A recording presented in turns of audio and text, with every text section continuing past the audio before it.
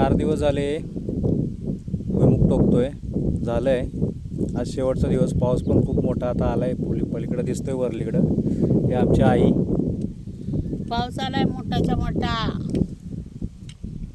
भुईमुग टोकायचं चाललंय. या टोकायला. कंटाळा आलाय मला. तुम्ही या. झालाय टोकून.